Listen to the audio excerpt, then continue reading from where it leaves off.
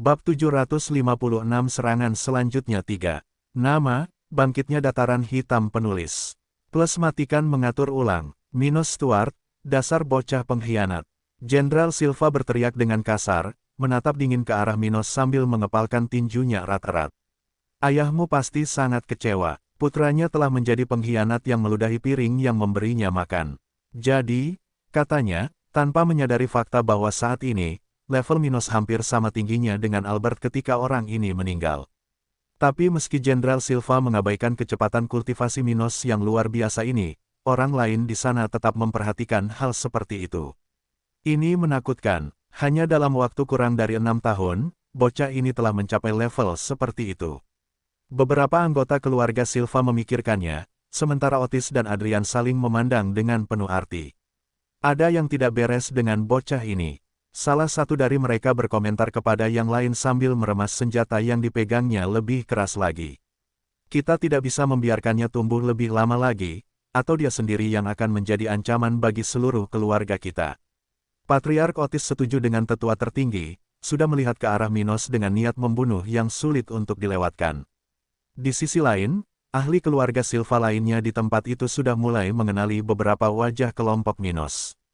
Keluarga Yale, salah satu dari mereka berkomentar keras ketika dia melihat wajah Patriark Liam dan merasakan kemarahan karena akhirnya bertemu dengan beberapa orang dari keluarga itu. Sebelumnya, pasukan keluarga Silva telah menyerang markas House Yale dengan harapan dapat menyelesaikan masalah mereka dengan tindakan tersebut. Namun yang mengejutkan, tidak ada satupun anggota organisasi tersebut yang berada di tempat tersebut pada kesempatan seperti itu.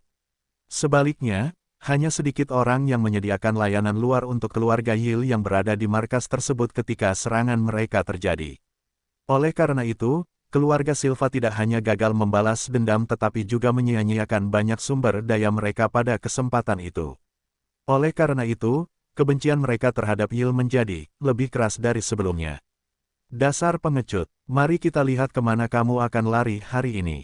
Seorang individu level 55 berkata dengan sungguh-sungguh, melihat anggota keluarga Yale dalam kelompok yang mendekati mereka.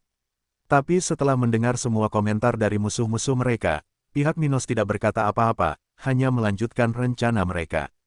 Stuart muda kemudian berkomentar kepada orang-orang di kelompoknya. Aku akan melenyapkan 2 di antaranya sekaligus untuk memudahkan tindakan kalian semua. Kalau begitu, Emlyn dan aku akan melawan musuh terkuat di sini sementara kalian semua akan menghadapi 13 lawan yang tersisa.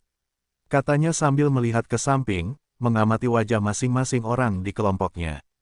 Tetapi karena kita mempunyai keunggulan dalam jumlah, cobalah bertarung dalam kelompok untuk melenyapkan musuh terkuat terlebih dahulu. Kita akan menghadapi musuh yang lebih lemah di saat kedua. Oke, mereka semua berkata secara bersamaan.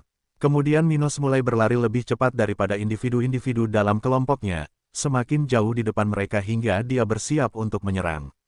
Pada saat itu, dia memegang pedang di masing-masing tangannya, keduanya diarahkan ke tanah, miring sehingga keduanya berjarak 240 derajat satu sama lain. Dan saat Minos berlari dengan pedang ini di posisi ini, dia akhirnya berada cukup dekat dengan lawan tersebut untuk mulai menggunakan tekniknya melawan mereka. Mimpi tanpa batas. Matanya bersinar terang saat dia melihat ke arah musuh terlemah di sana, level 53, satu-satunya yang bisa terkejut dengan teknik ini. Dan tak lama kemudian, aliran energi spiritual unik yang kuat keluar dari mata pemuda itu, langsung menuju ke orang itu, seorang pria berjanggut putih dan berkulit sawo matang. Sementara itu, Stuart muda mengaktifkan teknik lainnya satu demi satu. Dengan ini, tidak butuh waktu lama hingga dia mulai merasakan aliran energi spiritual yang datang dari cincin hitam besar di sekelilingnya, membuatnya merasa jauh lebih kuat. Pedang spasial. Dalam sekejap, dia mengiris udara di depannya, menari dengan pedangnya, sebelum akhirnya, 2 bilah pedang yang kuat mengguncang ruang di sekitarnya, menuju kedua sasaran. Salah satunya, musuh level 54, seseorang yang ingin dikalahkan Minos secepat mungkin. Yang lainnya hanyalah Patriark Otis, yang saat ini sedang bersiap untuk berlari menuju ular berbulu level 56, yang berada di kelompok Minos. Astaga, bagaimana ini bisa terjadi? Tapi dia baru di level 50. Beberapa komentar terkejut muncul di tempat itu, ketika musuh kelompok Minos menyadari betapa mampunya dia. Brengsek, Kita memakan waktu terlalu lama. Dia sudah lepas kendali. Seseorang berkata, sesaat sebelum serangan Minos akhirnya mencapai sasarannya. Ah! Seseorang menjerit kesakitan yang luar biasa saat pertahanannya dengan cepat mulai rusak, dan pedang spiritual yang dilempar Minos mengiris lehernya. Pada saat yang sama, target dari teknik mental baru saja menyadari bahwa dia telah diserang ketika dia tiba-tiba menemukan dirinya berada di tempat yang gelap, di mana dia tidak dapat merasakan apapun, tidak mendengar apapun. Seolah-olah dia kehilangan kontak dengan seluruh tubuhnya, kehilangan semua indera fisiknya. Namun tidak hanya itu, tempat ini pun tidak memiliki energi spiritual. Oleh karena itu, Raja Spiritual level 53 ini juga tidak dapat menggunakan indera spiritualnya. Apa yang sedang terjadi? Di mana saya? Kenapa aku tidak bisa merasakan tubuhku? Dia bertanya-tanya, merasakan teror yang tidak biasa, perlahan menjadi semakin gelisah, tidak memahami situasinya. Namun kehilangan akal sehat adalah salah satu pengalaman terburuk yang pernah dialami seseorang. Menurut para ahli dunia ini, seseorang yang mengalami hal ini akan segera mengalami penurunan kondisi mental hingga tidak dapat kembali lagi. Setelah itu, delusi yang tak terbayangkan akan menyebabkan orang tersebut menjadi gila hingga struktur mentalnya hancur total. Dan saat merasakan kepanikan yang belum pernah terjadi sebelumnya, bahkan yang terkuat pun akan mati dalam hitungan menit. Tentu saja, mengingat orang tersebut belum melampaui batas fisik yang ditentukan oleh tubuh, yaitu berada di bawah level 70. Namun tidak demikian halnya dengan kultivator level 53 ini. Karena itu, dia pasti akan jatuh. Engah. Dan sementara orang itu dengan cepat jatuh ke dalam spiral degradasi yang tak ada habisnya, kepala salah satu target Mino itu terpisah dari seluruh tubuhnya.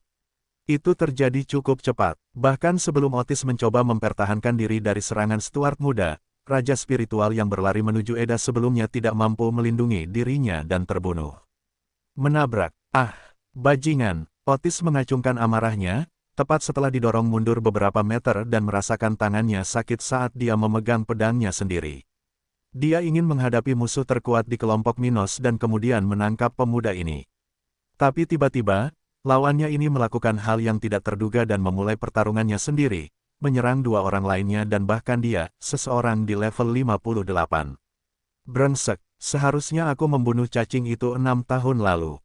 Dia berpikir dengan jijik, merasakan sensasi yang tidak enak di tenggorokannya. Dia tidak membunuh Stuart muda saat itu untuk menghindari komplikasi yang tidak perlu. Dan karena Minos adalah serangga di matanya. Saat itu, semua tanda telah membuat pria ini mengabaikan putra Albert.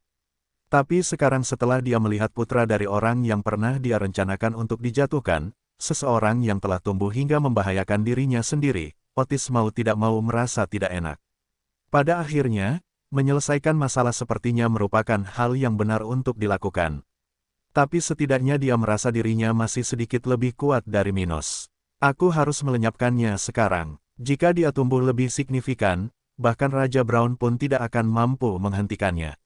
Otis memikirkan hal ini sambil matanya berkibar, fokus ke arah Minos. Pada saat ini, dia bahkan tidak repot-repot melihat kedua anggota keluarga yang baru saja terjatuh di sekitarnya. Dia memandang Adrian dan yang lainnya di sana dan berkata, "Bantu aku memisahkan bocah ini dari kelompoknya yang lain. Aku akan melenyapkannya." Dan setelah mendengar ini, mereka yang terkejut dengan kekuatan menakutkan Minos, termasuk Jenderal Silva, mengalihkan perhatian mereka pada apa yang baru saja dikatakan Otis. Sepertinya tidak ada alternatif lain di sini, mereka semua merasa bahwa melenyapkan Minos adalah satu-satunya hal yang penting. Dan karena hanya Otis yang tampaknya memiliki kemampuan untuk melawan Minos, mereka semua setuju, segera mulai memberikan ruang bagi pria itu saat mereka bergerak ke arah musuh lainnya. Tidak butuh waktu lama, dan tak lama kemudian 13 spesialis dari kelompok tentara kontra-revolusi tersebut mulai menyerang ke arah 15 orang dari kelompok Minos tersebut. Yang terkuat menargetkan dua ular berbulu, sang patriark dan tetua tertinggi keluarga Yil, yang terkuat di tim Minos dalam hal level. Di sisi lain, individu-individu yang lebih lemah itu menyerang ke arah anggota keluarga Hayes dan Stokes, para raja spiritual di tingkat awal tahap ke-6, yang tinggal di kota kering berdasarkan perjanjian keluarga mereka dengan Minos. Di antaranya adalah Mendy Stokes, level 51, dan Vivian Hayes, level 50. Selain mereka, Grace juga ada di sana karena dia adalah salah satu letnan tentara dataran hitam, seseorang di level 50, target lain dari lawan yang lebih lemah di tempat itu. Mereka memiliki level yang rendah, tetapi semuanya telah mempelajari lebih dari 2 teknik pertarungan tingkat perak. Oleh karena itu, kemampuan tempur mereka tidak dapat diremehkan, dan karena alasan ini, mereka datang bersama anggota kelompok lainnya. Bagaimanapun, ketika orang-orang dari keluarga Silva menyerang mereka, tidak satupun dari orang-orang ini berdiri menunggu untuk bertindak. Sebaliknya, mereka sudah tahu betul apa yang harus mereka lakukan. Oleh karena itu, ketika musuh mengubah perilakunya, masing-masing orang beradaptasi dengannya. Mereka semua sudah tahu kalau hanya Minos dan Emlyn yang akan melawan musuh terkuat di tempat ini. Jadi, ketika musuh mulai menyerang ke arah mereka, mencoba melawan mereka, sebagian besar tim Minos hanya mengambil kesempatan untuk memberikan apa yang mereka inginkan. Mereka mulai menyerang balik, siap terlibat konflik langsung melawan orang-orang tersebut. Itulah yang sedang dilakukan oleh salah satu ular berbulu itu, saat dia turun dari tempat dia melayang di udara dan mulai merangkak melintasi daerah setempat menuju musuh-musuhnya. Dia kemudian mengayunkan ekor panjangnya dengan kuat, menciptakan beberapa gundukan yang mengguncang bumi di sepanjang jalan saat serangan yang datang ke arahnya dibelokkan atau ditabrakkan ke medan.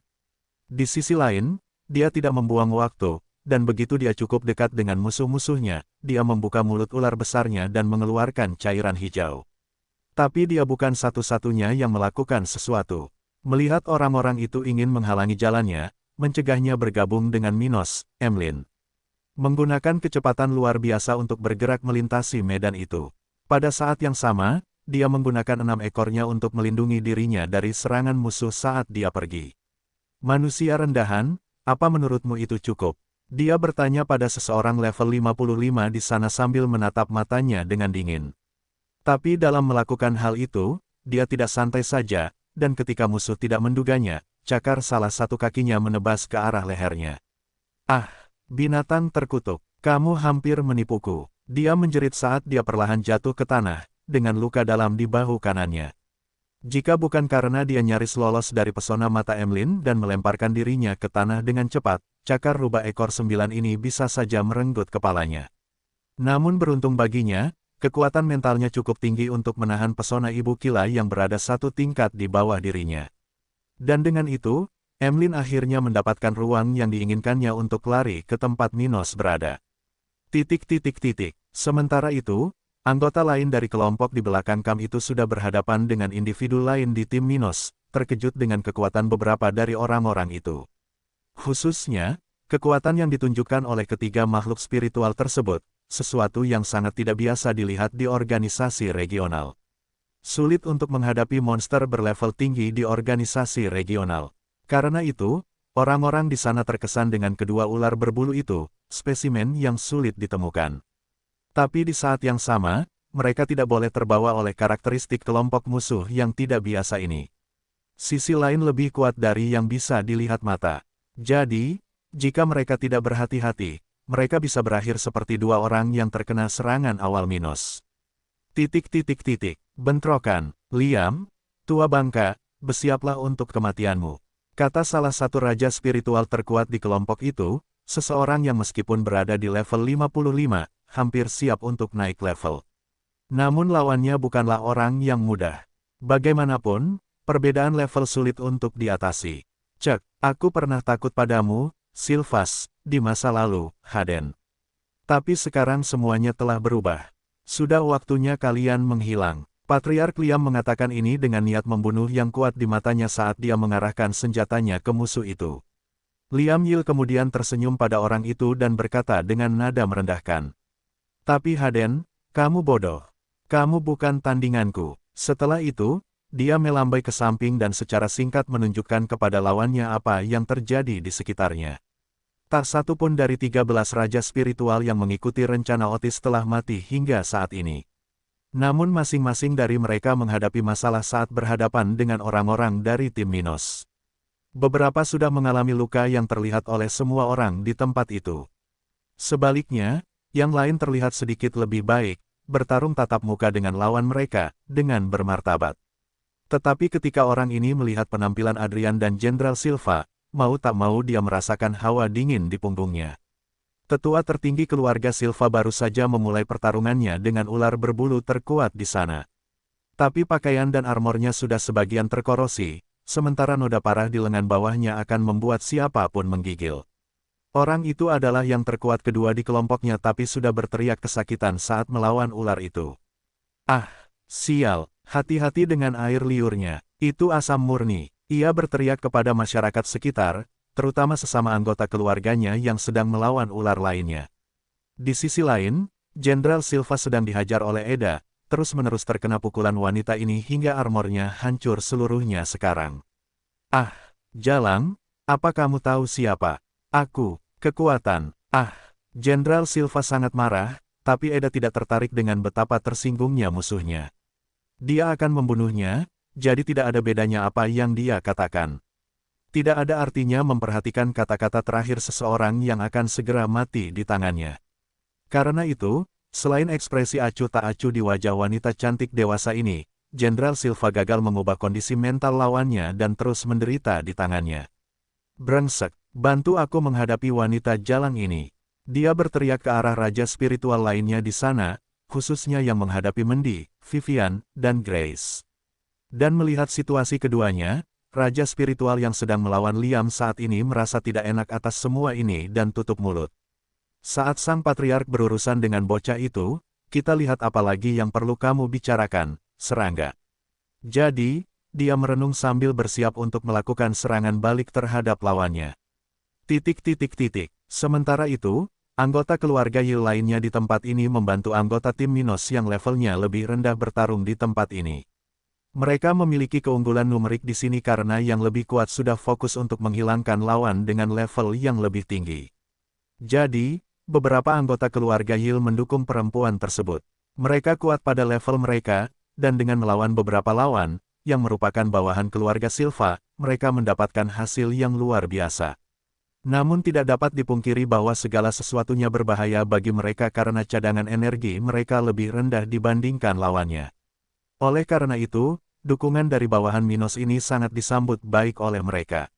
Dengan ini, mereka berjuang untuk menjaga musuh-musuh yang lebih lemah tetap diduduki sementara mitra mereka yang lebih kuat membunuh setidaknya satu dari lawan-lawan tersebut. Setelah itu terjadi, segalanya akan menjadi semakin mudah bagi mereka, dan tidak akan lama lagi pertempuran ini akan berakhir. Apakah Minos benar-benar bisa menangkap orang itu? Vivian bertanya-tanya sambil melihat ke arah di mana pemuda itu sudah menghadap Otis, level 58. Dan pada saat itu, dia melihat masuknya Emlyn ke dalam pertarungan keduanya, tepat ketika mereka berdua berdiri berhadap-hadapan, dengan pedang saling bersentuhan astaga. Segera setelah mendekati lokasi pertarungan antara Minos dan Otis, Emlyn segera melancarkan salah satu serangan cakar khasnya, membelah udara ke arah musuh tersebut. Saat melakukan itu, dia berdiri dengan kedua kaki belakangnya sambil membuat gerakan yang menargetkan titik-titik vital dari individu yang saat ini menghadapi Minos. Dentang, dua pedang saling bertabrakan saat Minos mengayunkan kedua pedangnya melawan satu-satunya senjata Otis, berhadapan langsung dengan musuhnya ini. Dan hal yang sama juga terjadi pada Otis. Saat bertukar pukulan dengan raja spiritual muda ini, dia menatapnya dengan serius sementara beberapa pemikiran melintas di benaknya. Lawan ini diciptakan oleh tindakannya sendiri, dan jika dia tidak menyelesaikan masalah ini hari ini, hanya masalah waktu sebelum tidak ada peluang untuk bertahan hidup bagi dia dan seluruh keluarganya. Dengan itu, dia berjuang dengan semua yang dia miliki sambil mengatur, pada tingkat kecil, untuk memberikan tekanan pada Stuart muda, yang saat ini sedikit lebih lemah dari dirinya. Tapi Minos bukan hanya petarung yang luar biasa, tapi dia juga sangat termotivasi untuk pertarungan ini dan, oleh karena itu, mampu bertahan dalam pertukaran dengan lawannya tanpa terluka. Dia merasakan segudang perasaan negatif jauh di dalam dirinya, ketika dia ingat bahwa orang seperti itu bertanggung jawab atas kematian ayahnya. Karena itu, emosi pemuda ini meluap saat ini, bersamaan dengan ia berusaha mengalahkan orang tersebut dan membuatnya membayar atas kejahatannya sendiri. Itu jelas tidak akan mengubah situasi Albert sama sekali. Meski begitu, setidaknya Minos berusaha memberikan keadilan pada nama ayahnya. Di sisi lain, ini adalah tindakan egoisnya sendiri. Manusia menghadapi emosi dan kehilangannya dengan cara yang berbeda-beda. Ada yang menganggap hal ini sebagai hal yang wajar, bahkan terkadang dirayakan. Dan ini membuat upaya mengatasi lebih mudah dicapai. Namun bagi sebagian orang, mengatasi masalah membutuhkan lebih dari sekadar waktu. Beberapa orang seperti Minos perlu mengambil tindakan kotor dan menyelesaikan masalah tersebut dengan cara yang lebih aktif. Tidak ada bedanya bagi Albert jika Otis meninggal atau disiksa. Tapi Minos menginginkannya seperti itu. Dia merasa bahwa untuk melanjutkan masalah ini, dia harus menghancurkan lawan ini. Di permukaan, dia mungkin terlihat tangguh, menempatkan masalah di hadapan mereka yang berada jauh, tapi itu murni pragmatisme. Namun sebenarnya, upaya pembunuhan itu sangat mengganggunya, sesuatu yang membuatnya merasa lemah, rentan. Dia tidak menyukainya, sama seperti dia menyukai kenyataan bahwa orang yang memerintahkan kematian ayahnya masih hidup. Dan untuk mengatasi semua ini, Minos akan menggunakan keadilannya sendiri untuk menindas orang ini, menghadapi situasi tersebut tanpa peduli apakah hal itu akan membuat perbedaan bagi mendiang ayahnya atau tidak. Mungkin itu akan terjadi, dan itu akan baik-baik saja, tetapi sebaliknya juga tidak buruk, dan selama dia bisa mengatasinya, dia akan puas. Sayangnya bagi Otis, Minos bukanlah orang yang pemaaf. Astaga, dan pada saat itu juga, ketika keduanya sedang bersilangan pedang, pedang yang dikirim oleh Emlyn dengan cepat mendekati tempat itu. Minos kemudian mengambil langkah mundur yang besar, memberikan ruang bagi serangan sekutunya, sambil bersiap untuk menyerang lagi sesegera mungkin. Tapi, Otis, yang kurang menyadari serangan Emlyn dibandingkan Minos, menoleh ke arah pedang itu dengan mata terbelalak karena terkejut dengan apa yang dilihat dan dirasakannya. Apa itu? Dia merenung sambil mengerutkan kening dan bersiap menghadapi serangan yang dikirim oleh Emlyn. Rubah sialan ini sama seperti dia. Dia jauh lebih kuat dari levelnya sendiri. Menyadari kekuatan serangan yang dikirim oleh Emlyn dan levelnya, Otis merasa terkejut bertemu dengan makhluk spiritual yang mampu melakukan hal seperti itu. Dia belum pernah melihat hal seperti ini sepanjang hidupnya. Tapi, selain kekuatan Emlyn yang luar biasa, yang, ngomong-ngomong, tidak kalah dengan Otis, pria ini melihat sesuatu yang tidak ingin dilihatnya ketika dia berbalik untuk membela diri. Di tempat yang berseberangan dengan tempat dia dan Minos bertarung, anggota keluarganya ditekan oleh lawan mereka, dan beberapa dari mereka sudah berada dalam kondisi yang menyedihkan. Bagaimana ini bisa terjadi? Dia berkata dengan kaget, tepat ketika dia merasakan sesuatu. Ia menjerit kesakitan, bukan karena serangan Emlyn itu sendiri, sesuatu yang berhasil ia tolak dengan pedangnya. Tapi sebaliknya, sebagai pukulan, dia menganggap dari belakang telah melakukan hal seperti itu. Ketika Otis berbalik untuk membela diri, Minos tidak menahan diri dan menggunakan sebagian besar kekuatannya dalam pukulan dahsyat dalam upaya memanfaatkan masuknya Emlyn ke dalam pertempuran mereka. Berbeda dengan Otis, Minos bisa terus bertarung di tempat ini, menyerap energi dari banyak musuh di area sekitarnya. Oleh karena itu, ia tidak akan menyia-nyiakan energinya pada saat yang tepat ketika pria itu sebagian terkejut dengan serangan Emlyn. Dengan itu, dia meluncurkan satu serangan pedang ke arah punggung pria itu. Itu adalah sesuatu yang terfokus hanya pada satu titik, seolah-olah dia mencoba menggunakan pedang itu untuk menusuk lawannya seperti yang dilakukan seseorang dengan tusuk kayu di daging.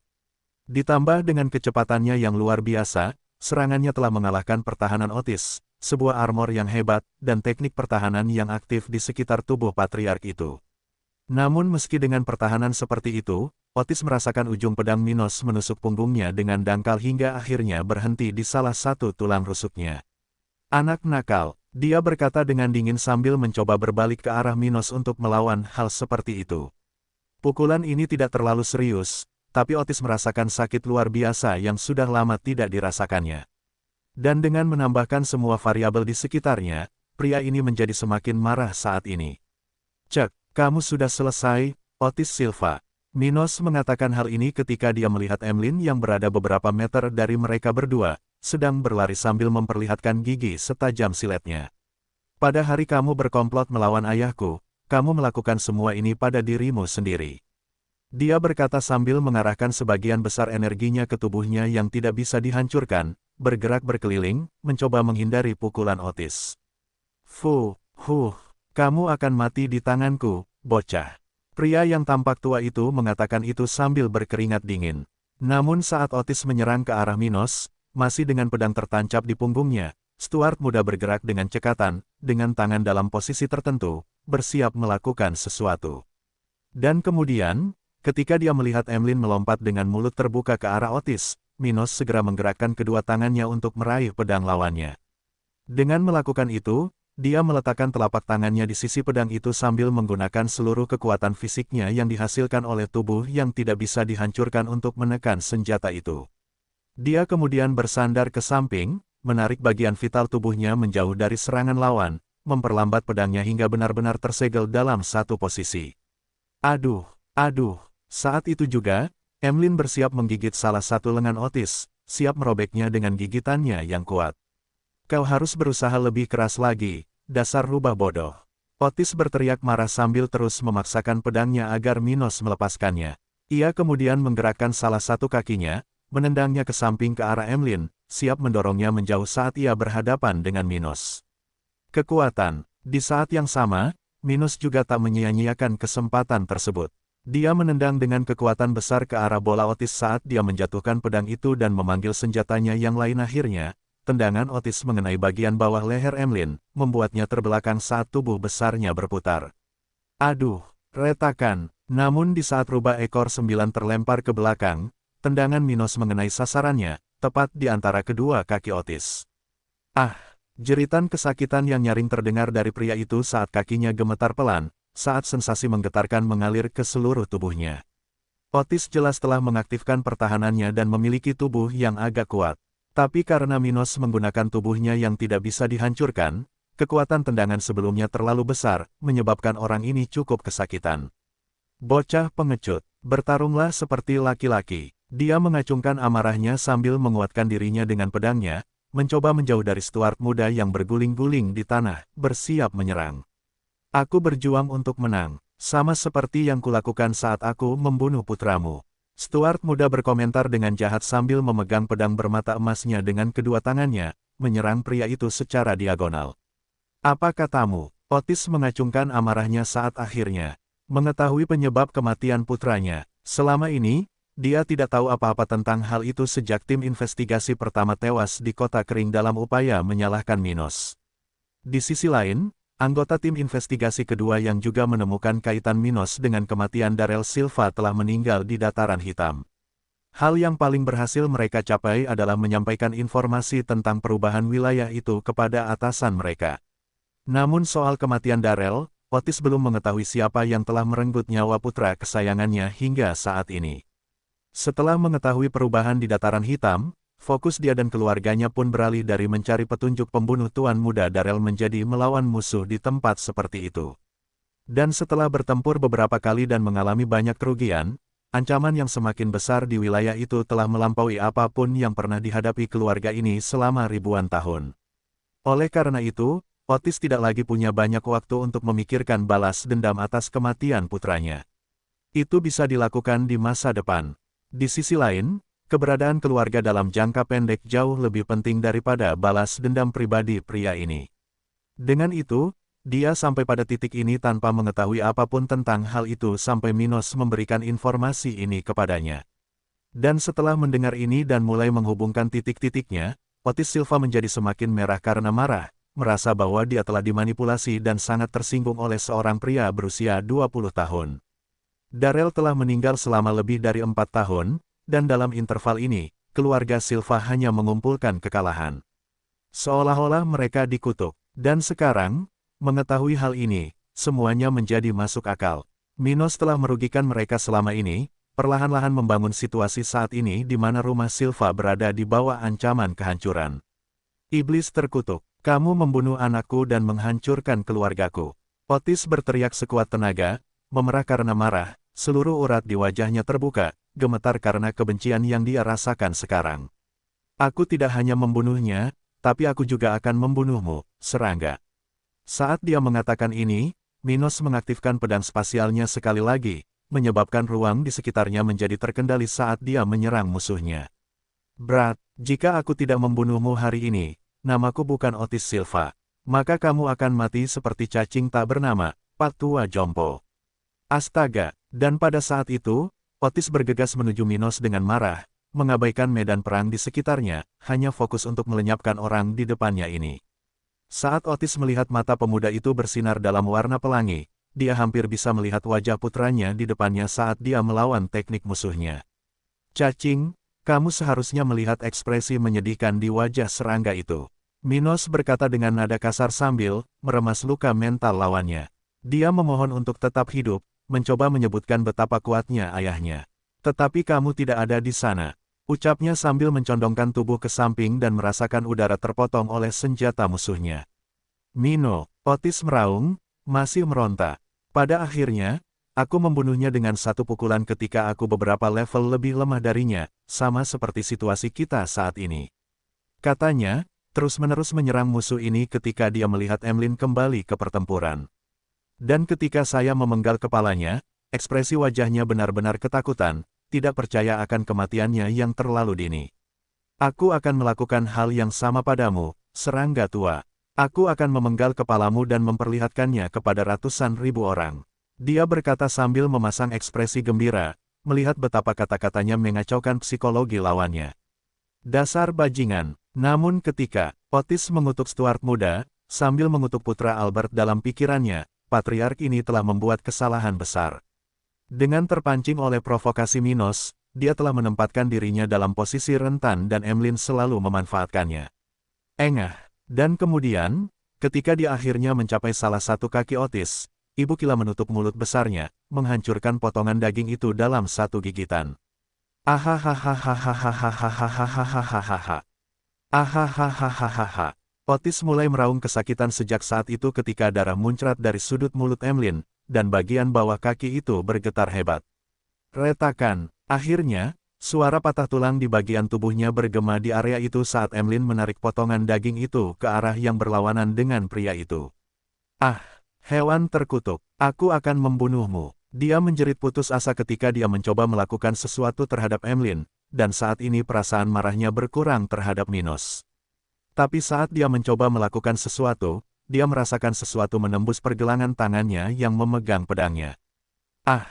Dan saat tangannya terjatuh ke tanah, Otis menjerit kesakitan saat Emlyn akhirnya melepaskan potongan daging tadi dan menggunakan cakarnya untuk menjepit bagian tubuh pria tersebut. Setelah itu, Minos tidak membuang waktu dan menggunakan pedangnya untuk menebas bagian belakang kepala Otis, tidak terlalu dalam untuk membunuhnya, tetapi cukup dalam untuk melukai. Stuart muda kemudian mengambil langkah tegas sambil mengucapkan kalimat orang ini secara praktis. Cacing, itulah akhir dari dirimu. TIDAO.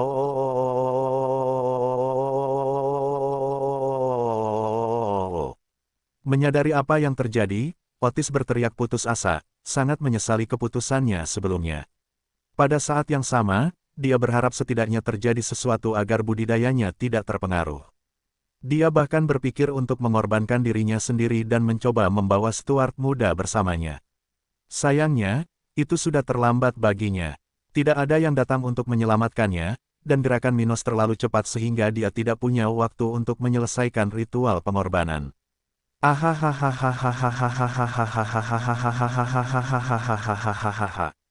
Tidak, TIDAO. Engah. Kemudian kelenjar semi transparan dengan pancaran warna-warni dicabut secara paksa dari pangkal leher belakang Otis saat dia dengan putus asa, dengan air mata berlinang, menjerit. Namun tidak lama setelah budidaya spiritualnya dihancurkan, Otis bahkan tidak sempat tersadar dari keterkejutannya ketika Minos merantainya. Kamu tidak akan mati hari ini, serangga. Kamu tidak akan mati dengan bermartabat di medan perang. Ucap Minos lantang, merasakan sensasi yang luar biasa seolah-olah sedang melepaskan beberapa beban yang menemaninya selama beberapa tahun terakhir. Saat dia merasa baik dan bernapas dengan tenang setelah menyelesaikan pertarungannya, dari 13 raja spiritual musuh sebelumnya, hanya 7 dari mereka yang masih hidup saat ini. Tetapi bahkan jika masing-masing dari mereka berada dalam kondisi yang buruk, mereka semua melihat momen terakhir pertarungan Minos melawan Otis, terkejut, putus asa bagi keluarga Silva mereka. Kepala keluarga, salah satu dari mereka berteriak sambil air mata mengalir di matanya. Tidak mungkin, Otis. Adrian berkata lantang, mengabaikan lengan dan kakinya yang hilang dalam pertarungan ini. Dia tidak percaya apa yang baru saja terjadi pada leluhurnya, satu-satunya orang yang benar-benar dia percayai di dunia ini. Namun bahkan orang yang paling dia hormati pun baru saja tersungkur di kaki Minos. Sungguh akhir yang tragis bagi para ahli yang pernah berada di puncak kerajaan ini.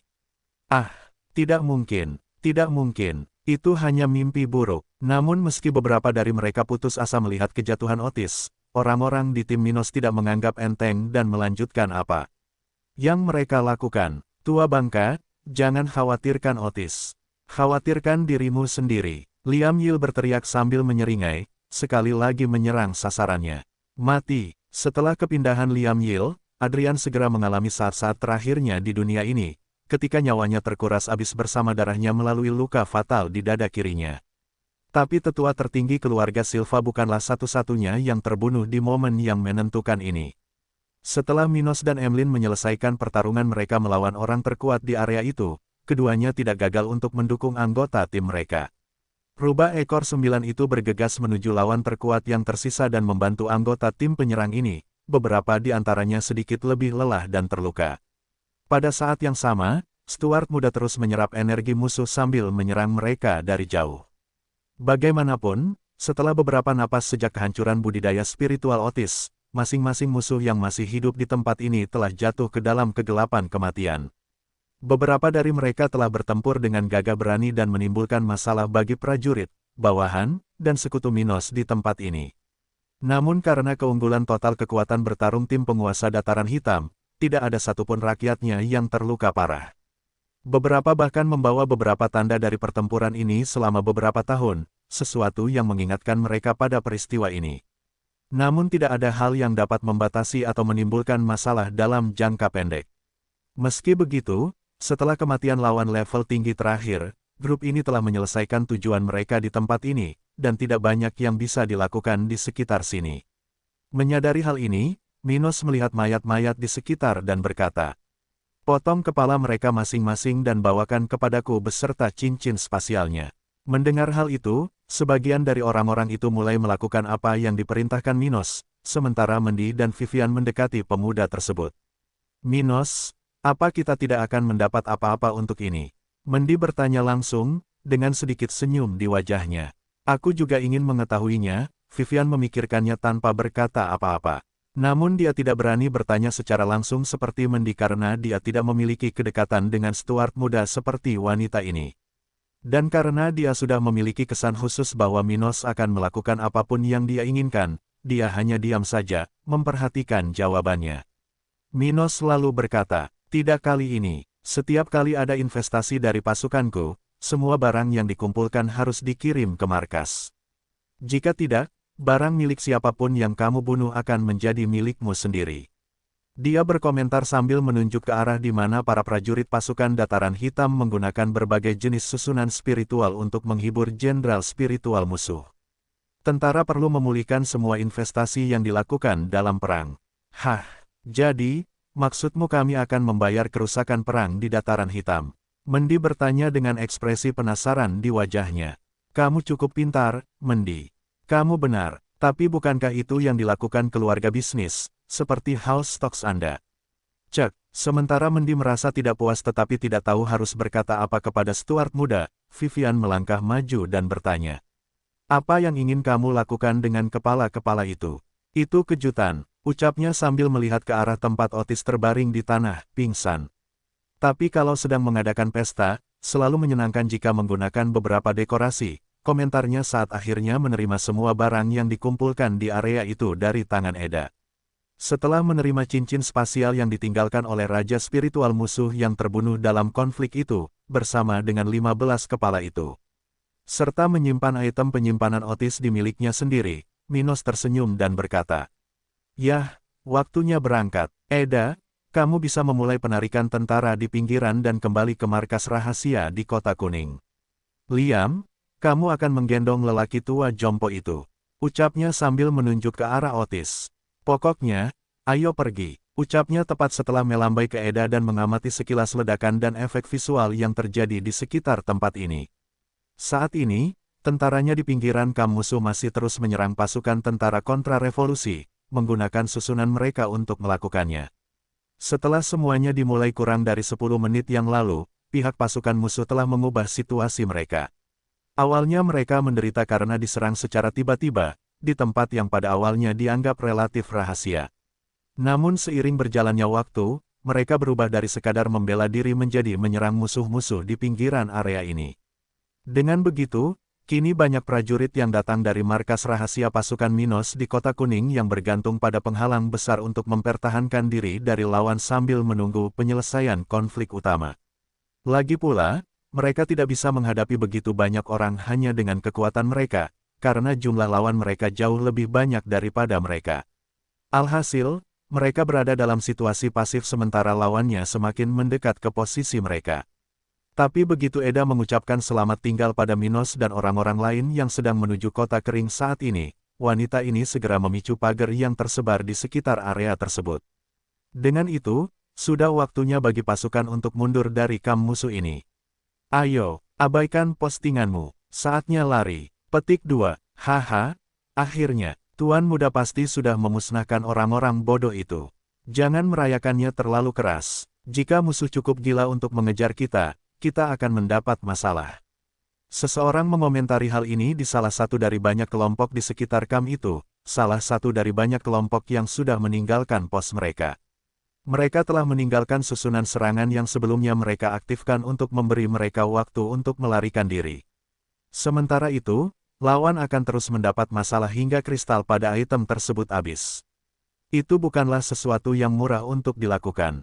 Namun, karena perbedaan yang signifikan antara kelompok mereka dan kelompok musuh, ini adalah sesuatu yang dapat menjamin kelangsungan hidup mereka.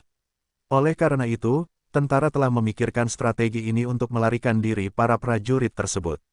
Dan kemudian, dengan cepat, lingkungan di sekitar area itu mulai menjadi kosong dari kehidupan, hanya dengan kehadiran barisan yang meluncurkan serangan ke arah musuh. Sialan, lawan kabur. Beberapa dari mereka yang fokus pada konflik dengan tentara Minos di sekitar mengatakan ini dengan lantang, masih waspada terhadap serangan yang akan datang. Di mana spesialis kita? Apakah mereka melawan pemimpin musuh? Salah satu dari mereka bertanya, tidak mengetahui apa yang terjadi pada kelompok raja spiritual itu. Tidak semua dari mereka bisa memperhatikan lingkungan sekitar atau menyaksikan pertarungan orang-orang yang dipimpin oleh Otis. Oleh karena itu, banyak yang bekerja keras di posisi depan medan perang, berharap serangan ini dapat diselesaikan secepat mungkin. Namun, tidak butuh waktu lama bagi mereka untuk menemukan kebenaran pahit tentang apa yang baru saja terjadi. Cepat, kejar musuh. Salah satu orang di garis depan mengatakan ini ketika dia melihat barisan musuh mulai melambat dalam hal aktivitas. Tidak, apa kamu gila? Biarkan musuh kabur, kata orang lain sambil memasang ekspresi pucat di wajah tuanya. Apa yang kamu bicarakan? Apakah kamu mengkhianati kami, pengecut?